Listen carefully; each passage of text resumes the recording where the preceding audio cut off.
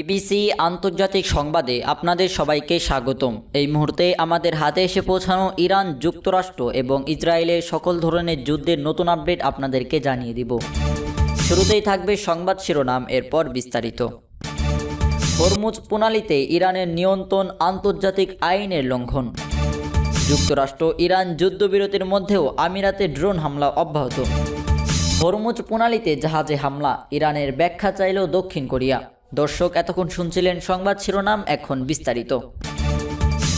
শুরুতেই আপনাদেরকে জানিয়ে দিব হরমুজ প্রণালীতে ইরানের নিয়ন্ত্রণ, আন্তর্জাতিক আইন লঙ্ঘন।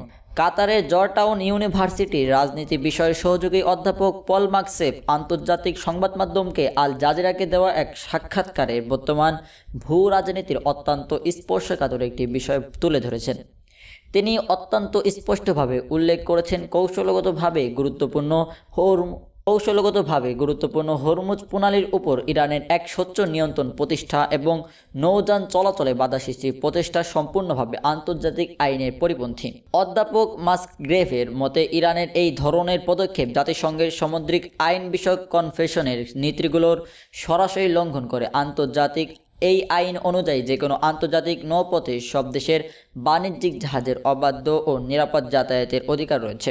ইরান এই আইন অমান্য করায় বৈশ্বিক সামুদ্রিক নিরাপত্তা ও বাণিজ্যের ক্ষেত্রে একটি অত্যন্ত বিপজ্জনক এবং ক্ষতিকর নজর সৃষ্টি হচ্ছে।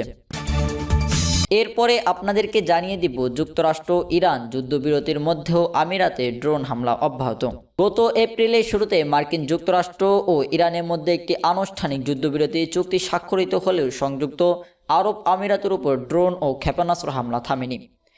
8 এপ্রিল দুই দেশের মধ্যে যুদ্ধবিরতি কার্যকর হওয়ার পর থেকে এখন পর্যন্ত আরব আমিরাতকে লক্ষ্য করে একাধিক ড্রোন হামলা চালানো হয়েছে, যা মধ্যপ্রাচ্যের সামগ্রিক স্থিতিশীলতাকে নতুন করে ঝুঁকির মুখে ফেলছে। চলমান এই সংঘাতের শুরুর দিকে ইরান স্পষ্ট জানিয়েছিল যে যেসব প্রতিবেশী দেশ মার্কিন সামরিক ঘাঁটি রয়েছে এবং যারা ইসরায়েলি স্বার্থ রক্ষা করছে তাদের লক্ষ্য করে এই হামলা চালানো হচ্ছে।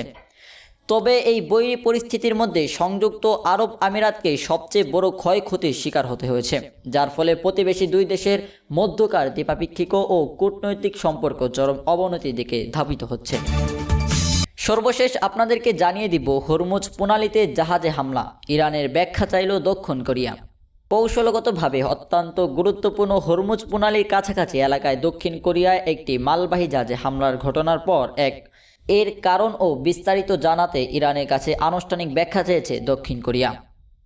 দক্ষিণ কোরিয়ার পররাষ্ট্রমন্ত্রী সো হিউন ইরানের পররাষ্ট্রমন্ত্রী আব্বাস আরাগচির সঙ্গে এক জরুরি ফোনালাপে এই দাবি জানান। ফোনালাপে দক্ষিণ কোরিয়ার পক্ষ থেকে জাহাজটির নিরাপত্তা বিঘ্নিত হওয়ার বিষয়ে গভীর উদ্বেগ প্রকাশ করা হয় এবং ঘটনার সুষ্ঠু তদন্তের আহ্বান জানানো হয়। এর আগে দক্ষিণ কোরিয়ার একজন শীর্ষস্থানীয় সরকারি কর্মকর্তা এই হামলার পেছনে অন্য কারো হাত থাকার সম্ভাব্য নাকচ করে দিয়েছিলেন। নাম প্রকাশে অনিচ্ছুক ওই কর্মকর্তা জানান, হামলার ধরন এবং ভৌগোলিক অবস্থান বিবেচনা করে এটি স্পষ্ট যে ইরান ছাড়া অন্য কোনো পক্ষের এই ঘটনার পেছনে জড়িত থাকার সম্ভাবনা খুবই কম।